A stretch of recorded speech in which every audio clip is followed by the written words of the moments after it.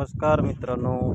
तर आज आहे मी आमच्या शेतात हिंगोली जिल्ह्यातील आमच्या शेरगाव तालुक्यात बघा आमच्या इकडे नवीनच एक रोग पडलेला आहे की असा व्हायरस म्हणता येईल त्याला की हे पिवळे पानं आणि असं हे दह्यासारखं हे होणं. जसं पूर्वी मुगावर हा अटॅक होत होता, असं सोयाबीनवर अटॅक होत आहे.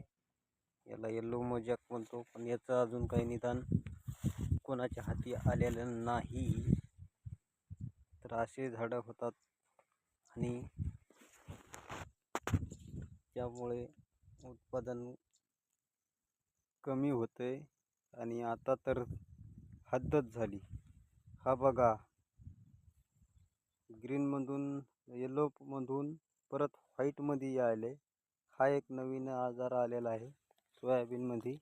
आणि हे बघा अळ्याचं प्रमाण बघा किती यामध्ये फास्ट आहे. एवढ्या अळ्या पडलेल्या आहेत आणि त्याच्यानंतर ते पूर्ण पान म्हणजे रस शोषून घेतल्यानंतर त्याची अवस्था अशी व्हायला लागलेली आहे. विचार करा, सोयाबीन पीक कसं पेरावं. धन्यवाद.